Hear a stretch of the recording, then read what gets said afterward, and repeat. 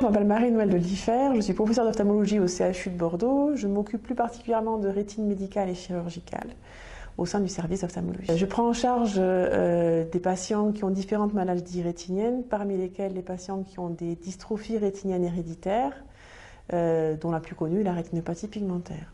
Quelles sont les questions les plus fréquentes que se posent les patients dans votre service ? Alors il y a différentes questions en fonction de différents stades de la maladie. Il y a d'abord le diagnostic et les inquiétudes qui sont liées à l'annonce et à l'avenir, parce que toutes les maladies sont différentes, enfin tous les patients en tout cas présentent des maladies différentes et donc il faut absolument être à la fois factuel et comme il existe différentes formes de la maladie, informé dans les limites de ce que l'on sait pour le patient et pas pour toutes les rétinopathies pigmentaires, l'évolution de sa maladie. Donc c'est parfois difficile parce qu'on ne va pas savoir comment la maladie va évoluer pour le patient tant qu'on n'a pas un minimum de recul. En ce qui concerne un patient qui est déjà dans la maladie, son inquiétude c'est avant tout de savoir si la maladie va être stable, si elle va évoluer à quelle vitesse, s'il va pouvoir continuer son activité professionnelle ou si vraiment il y a un risque de cécité qui s'annonce.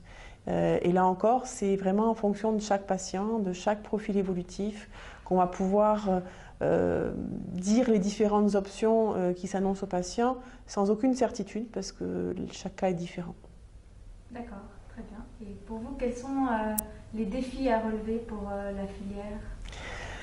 Alors, je pense qu'il faudrait pouvoir essayer de mieux étiqueter chaque patient pour pouvoir lui donner un diagnostic et un pronostic et une évolution qui soit la plus adaptée à son cas. C'est vrai qu'il y a quelque temps, on faisait des diagnostics génétiques uniquement chez les patients qui étaient demandeurs, qui avaient un projet familial. Maintenant, le diagnostic génétique, il sert de prérequis pour pouvoir être candidat à la thérapie génique. Donc c'est vrai que c'est quelque chose qui vient de changer dans la prise en charge des patients, en tout cas dans les centres qui ne sont pas des centres de référence génétique, et on oriente de plus en plus les patients jeunes vers le diagnostic génétique pour pouvoir avoir une carte et après les appeler s'il y a un essai de thérapie génique qui peut être applicable à leur cas. Donc le défi maintenant, ce serait pour moi de rendre tout cela un peu plus pratique, un peu plus rapide, parce que pour l'instant, les diagnostics génétiques prennent plusieurs mois, voire des fois plusieurs années. D'accord. Et pour vous, quelles sont les avancées ? Qu'est-ce qui a été atteint ces dernières années ? Eh bien, les premiers cas de thérapie génique sont maintenant en cours en France. C'est déjà une grande avancée pour le discours qu'on peut tenir aux patients.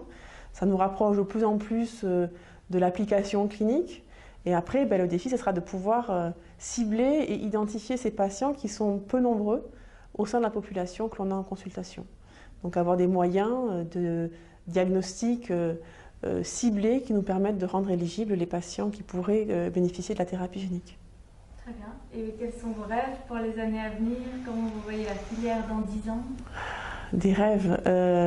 Rendre la vue à tout le monde, ce serait vraiment bien, très très bien, mais c'est évidemment pas pour l'instant accessible. Mais si on parle de rêve, déjà pouvoir apporter une espérance aux patients et savoir qu'on s'occupe d'eux et que chacun pourra avoir une réponse à son problème. Très bien. Je vous remercie. Je t'en prie.